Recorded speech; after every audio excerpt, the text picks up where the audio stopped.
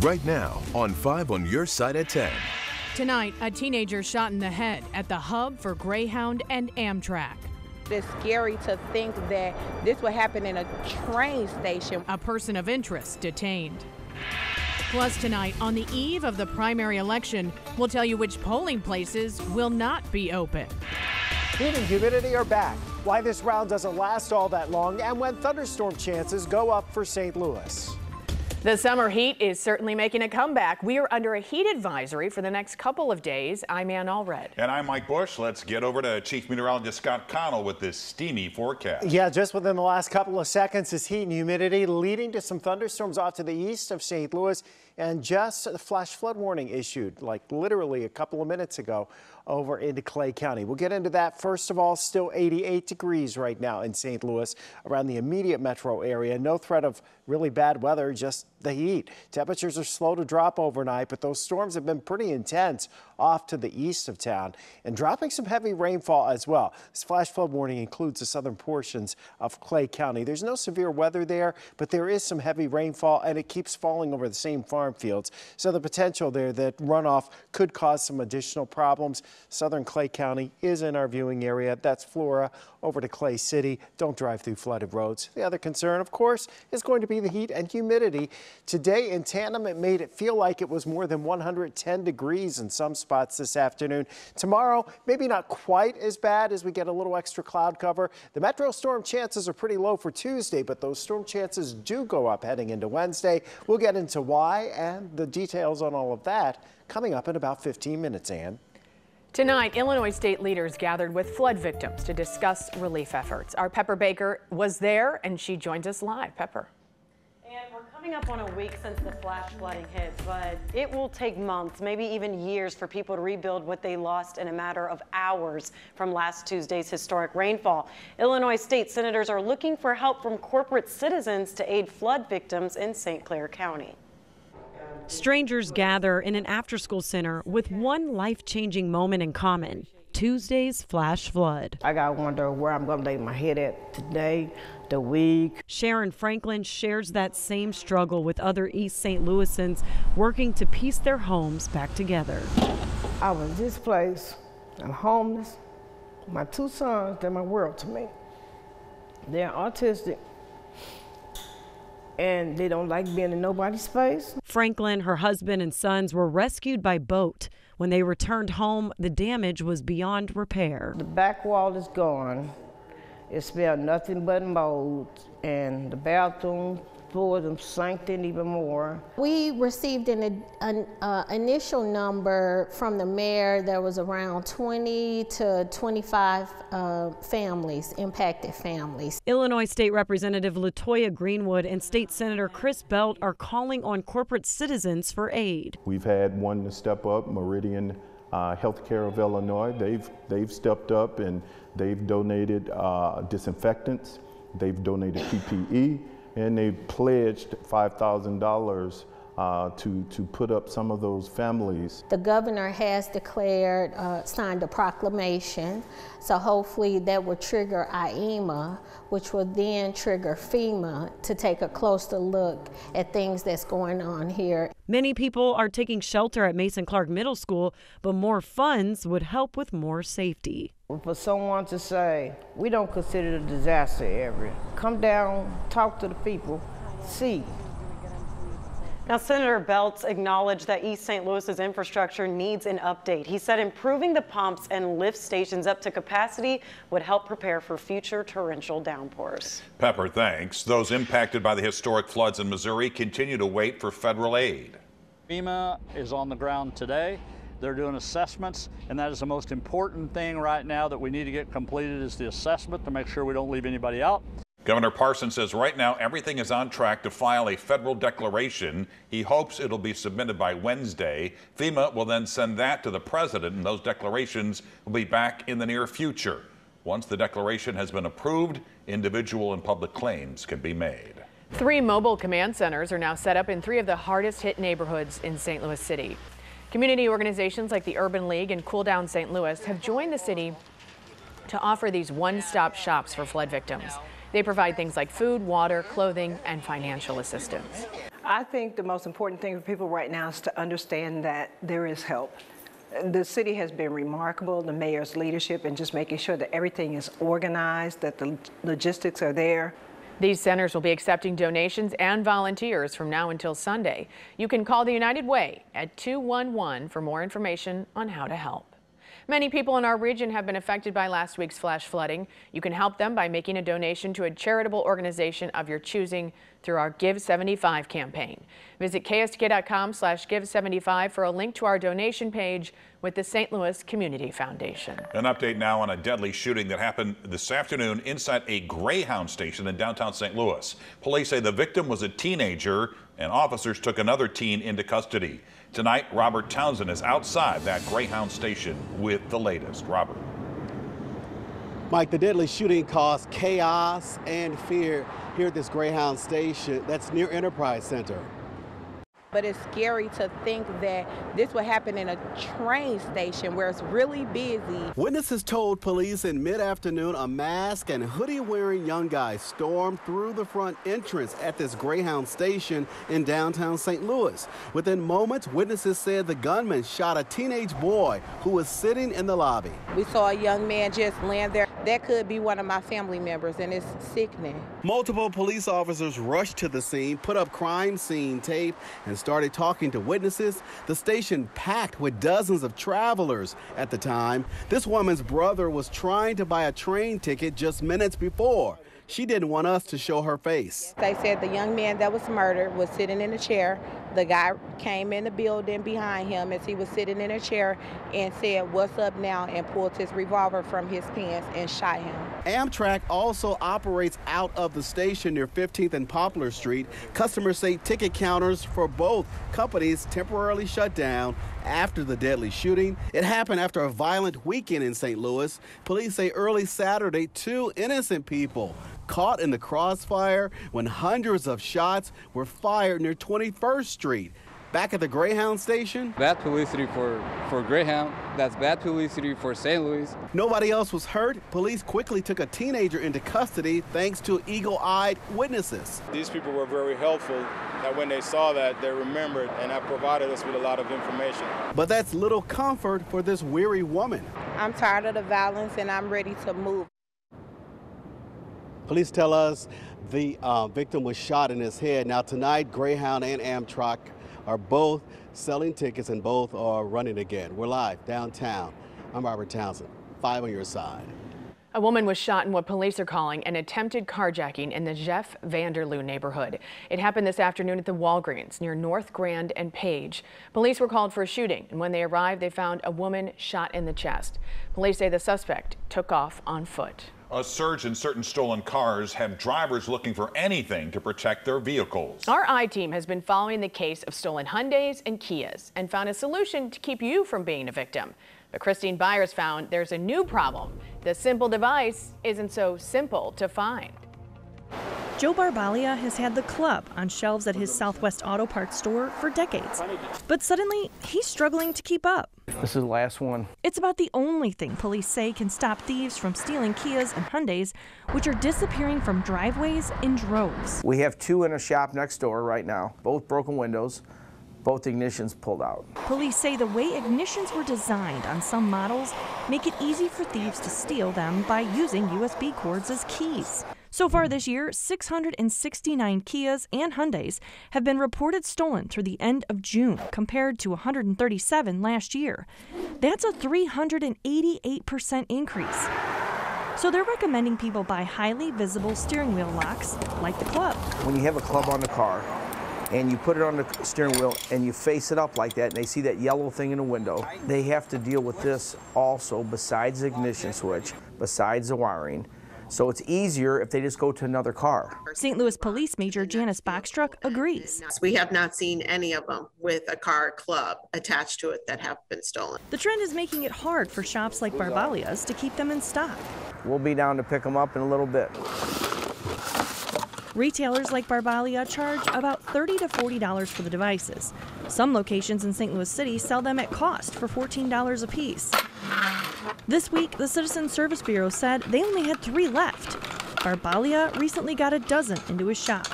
I hope they last a week, but that's about a month's supply. We'll see how that lasts. For the I-Team, Christine Byers, 5 on your side.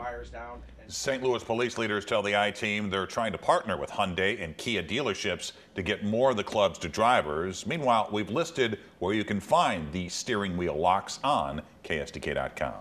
President Trump said he would announce his endorsement for the Missouri Senate race. He just did hours ago, but it's not exactly clear which candidate he's behind. So you can see his statement here. It says, "I am therefore proud to announce that Eric has my complete and total endorsement." Just Eric in uppercase, no last name, so we don't know if it's Eric Schmidt or Eric Greitens. And Missouri's Attorney General Eric Schmidt rallied supporters to get out the vote at a campaign stop in Fenton tonight. Schmidt highlighted his pandemic-era lawsuits against local school districts and the country of China. Courts throughout Schmidt's lawsuit against China claiming they had no jurisdiction over another nation. Schmidt warned voters not to pick Eric Greitens because he could lose in November and cost Republicans a chance to retake control of the Senate.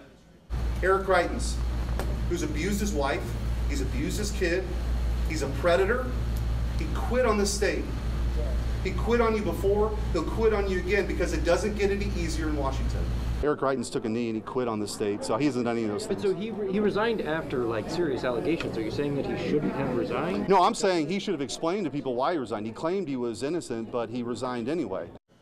Greitens and Schmidt both claimed they spoke with former President Trump on the phone today, and both men are claiming that Trump endorsed them.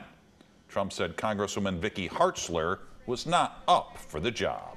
When you head out to vote tomorrow, there are some things you need to keep in mind. Some polling places are closed, including the Charles Brown Community Center, Heman Park Community Center, Aerospace District Lodge 837, and Cross Keys School. Also remember, St. Louis County has a Vote Anywhere feature. You can go vote at any polling place in the entire county. You do have to have some form of identification. A voter ID card is not required. Polls are open from 6 a.m. until 7 p.m.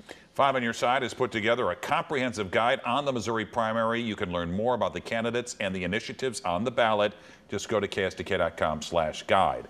And you can join us tomorrow night for our Missouri primary coverage. We'll go live as soon as the polls close on the 5+ app. You can download it for free on your Roku or Fire TV. And of course, we'll have expanded results on 5 on Your Side at 10. Those annoying spam calls are now flooding your text messages. Consumer Reports has some tips to stop the spam once and for all. He played a pivotal part in the 9/11 attacks. Now the top Al-Qaeda leader is dead. The message the president has tonight. Thunderstorms well east of St. Louis this evening. We're tracking a midweek weather front that increases our chance for rain. The timing on that and what it means for temperatures as we head towards the weekend. If you have a tip for the 5 on Your Side I-Team, call us at 314-444-5231 or email 5onyourside@ksdk.com. All calls and correspondence will be kept confidential. A top Al-Qaeda leader has been killed in a drone strike in Afghanistan. President Biden making the announcement tonight. Ayman al-Zawahiri was key in the planning of the 9/11 terror attacks. He served as Osama bin Laden's personal physician and took over after bin Laden's death in 2011. President Biden warned the U.S. will not back down. To those around the world who continue to seek to harm the United States, hear me now. We will always remain vigilant, and we will act. And we will always do what is necessary to ensure the safety and security of Americans at home and around the globe. No civilians were killed in the attack. Do you feel like you're getting more and more random texts from companies instead of calls or emails? Well, you're not wrong. Text marketing is on the rise, and annoyed consumers like us are sick of it. Consumer Reports has some tips on how to stop spam texts once and for all. Ruth Lalangui gave her phone number to Dress Barn when she placed an online order. She didn't realize what else she'd be getting: spam texts. Every single day, in the morning, in the evening, in the afternoon, it's too much. Sometimes people opt into these type of texts without even knowing it. What was worse for Ruth, the text she got didn't include a clear way to opt out. If you're getting spammed with text messages, Consumer Reports says there are some things you can do. If the message does offer a way to opt out, do that. You can also forward unwanted text to 7726. It's free and it helps your carrier take action. Your phone or carrier should give you the option to block the number to stop them from sending you more messages. And you can file a complaint with the FCC or FTC if you're getting messages you never agreed to. Be careful when entering your phone number online. You may need to uncheck a box to opt out of marketing texts or emails. Another tip, if you're getting texts you can't seem to stop, check the company's online privacy policy for a way to opt out. That's where Dressbarn's opt-out policy states you can unsubscribe from its marketing text messages by replying "stop." Unwanted texts can definitely be annoying, but some can be dangerous. Smishing, as it's called, is a way scammers try to get your personal info via text message. Scammers may text you claiming to be from a government agency. They may sound urgent and ask for an immediate response. They may even sound friendly or use your name. If you get a suspicious text you didn't sign up for, don't reply. Even if it says to text stop, to opt out. Block the number, then delete the text. As for Ruth, she's not planning to give her number out again anytime soon. Another tip from CR, add your name to the Do Not Call registry. It covers unwanted text messages too. We posted a link to the website where you can sign up for it on KSTK.com in the As Seen on TV section, or you can always call 1-888-382-1222. Well, storms have stayed out of the metro area today, but it has been a noisy night east of us. Scott, we're in storm alert. Yeah, we do have some of those storms causing some flooding now over into Clay County. That is far to the east of St. Louis. That includes Flora over towards Clay City. Look at all the lightning. This is cloud-to-ground lightning. And you'll notice a little bit here east of Nashville, west of Salem and Centralia, and more of it trying to build back here just off to the west of the main area of thunderstorms. So there's not a lot of rain with some of those lightning strikes. Those are the clouds that are trying to build, and you may get some further back building and development of these storms going back towards Interstate 57. Right now, most of this is now the heavy rain is exiting Clay County, but this is where our flash flood warning is in effect. The southern portions and the southeastern portions of Clay County in particular, not only did you have some hail earlier, but the rain's really been coming down, and we're up to about 2.5 inches or so of rain, maybe getting another inch. It's been worse just farther north and east of there, and then stretching down towards Evansville. They've had quite the storm, and then some of these storms drifting down into portions of Kentucky as well. Areas that don't need to see rain here farther to the southeast. Then we have thunderstorms that are developing tonight up across parts of Nebraska. And if we look really closely, there is a boundary here to the north of St. Louis and off to the east of St. Louis. These are the areas we're going to be watching tonight. We think this cluster here may generate some more activity back towards Salem, Centralia, back towards Mount Vernon. And then we may see a little more action get going farther to the northwest of us that eventually gets in here. In the meantime, it's 88 degrees. It is still hot in St. Louis. Feels like 97. Your dew point is 74.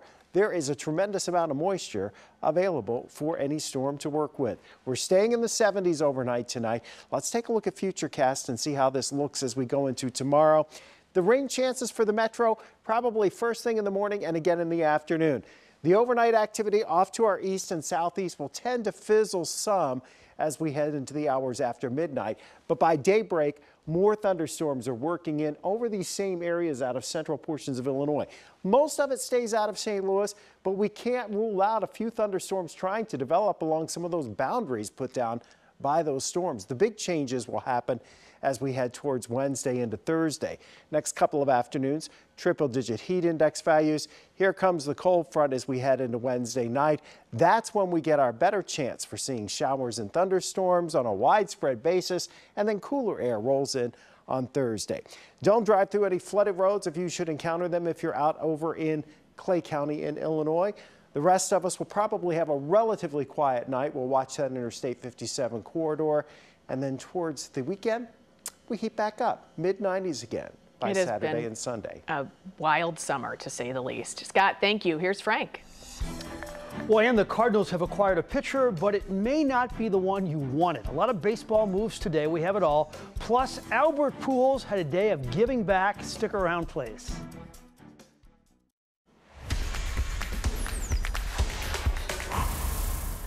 The trade deadline is 5 o'clock tomorrow. As we speak, the Cardinals trail the Brewers by 3 games in the Central, and they trail the Phillies by 1 game for the final wild card spot. Translated, the way to be a playoff team is to make moves. I say for a pitcher, and that is what they did a short time ago. The Cardinals picked up 33-year-old lefty Jose Quintana from the Pirates. They also got right-handed reliever Chris Stratton. Quintana's pretty good. 3.5 earned run average, 1.2 whip, 3-5 for the hapless Bucks, all-star 6 years ago. Quintana has 86 career wins. He's been durable this year with 103 innings. The Pirates got Johan Oviedo and a prospect named Malcolm Nunez. Juan Soto homered off Max Scherzer tonight in a 7-3 loss to the Mets. The 3 finalists now in the Soto sweepstakes are the Cardinals, the Dodgers, and the Padres. I just think the Padres will be a little bit more aggressive and just more of a gunslinger approach, even though, realistically, they can't sign him. I mean, they already have two $300 million players, and they just don't generate that kind of money to support, a $300 million payroll. Beat up a little bit, catch up with the heater. 2-pitch. How about this move? Josh Hader is now a member of the Padres. Hader's been knocked around a lot lately. He's a 4-time All-Star. The Brewers got Taylor Rogers and 3 other players. Rogers is second in the league in saves with 28. The Yankees got a pitcher the Cardinals may have wanted. New York acquired Frankie Montas and closer Lou Trevino in a deal with the A's. Montas would have been ideal for the Cardinals. The A's received 4 prospects in return, and just moments ago, Jake Odorizzi was traded to the Braves. Today, Albert Pujols was asked what kind of legacy he would like to leave in his final year as a professional athlete. Our Hannah Yates has his answer. Hundreds of youth baseball players lined the sidewalk outside DeSmet High School for the chance to learn from a Cardinals legend. I can't even describe it with words. I was that excited. It was just a dream come true. The Albert Pujols baseball on a day off in August, Albert Pujols passed on rest and instead chose to host a baseball pro camp. My last year in St. Louis, as a professional athlete, I think it's a good thing, and just to try and enjoy the day, and teaching a little bit about baseball. Serving kids who weren't even born yet when Albert first put on a Cardinals uniform. It's definitely made me really, really old, but that'll tell you the tradition, and the love that the best baseball fans that we have here in St. Louis. I mean, their parents probably, telling about what I've done in the game and in my career, and it's really special, when you come around and just having people just appreciate your career. One person who appreciates his career, to say the least, is Eric Farley. My 12-year-old's here. We got up at 5:30 this morning and drove over from Indianapolis to attend camp. Because for Eric and Michael, a day like today is a father-son moment they'll never forget. He knows and understands how much Albert has meant to me as a fan of baseball, and just wanted to pass on that tradition, not only as a baseball player, but the kind of person Albert is, from a humanitarian aspect and just being an ambassador of the game. And for Albert, that's the legacy he's hoping to leave in this town. Because at the end of the day, man, you can't take fame with you. You can't take anything that you have accomplished, but what you can take is the memory and the life that you can touch. Just like I said, it's a really blessing to be back and just to finish everything, finish my career where it started for me. Hannah Yates, 5 on your side. I'm thinking, what a thrill for those kids to high five with Albert Pujols. He leads baseball in smiles and standing ovations in 2022. For sure. Frank, thanks very much. Coming up, a new pop-up restaurant has the perfect inspiration, but only a select few will get the chance to try the feast. A restaurant fit for a cat, but it's actually catering to humans. It's popping up in New York City. Fancy Feast is opening an Italian-style trattoria to celebrate its new line. It will be called Gatto Bianco, which means white cat. The human-friendly dishes are inspired by the company's medley cat food line. So one of the dishes is beef ragu with tomatoes and pasta and a savory sauce. The restaurant is taking dinner reservations for August 11th and 12th only, and guests will be treated to a tasting menu for free. I don't like this combination of cat food. I couldn't agree more. Yeah. Scott, we're in storm alert. You have a final check of the weather. Something fishy about that. A lot of water going on right now over in Clay County. We haven't heard of any big reports of flooding, but we've seen about 2.5 inches of rain, especially in the southeastern portions of Clay County. And so that's the area where we continue to watch with these storms right now. First batch moving out. Actually, this is really about the third or fourth batch that's gone through, but they've been scattered. Not everybody's seeing them. More development. Doesn't look severe. Not really anticipating much of a severe threat, but rain on top of rain, as you know, and as we've seen this past week, can cause flooding problems. So don't drive through any flooded roads over in Clay County where the flash flood warning is till 2 o'clock. And there you have it. 5 on your side at 10. The Tonight Show starring Jimmy Fallon is next. Guest tonight, Chance the Rapper and the cast of Reservation Dogs. Start your day with Today in St. Louis for the latest on the weather at 4 a.m.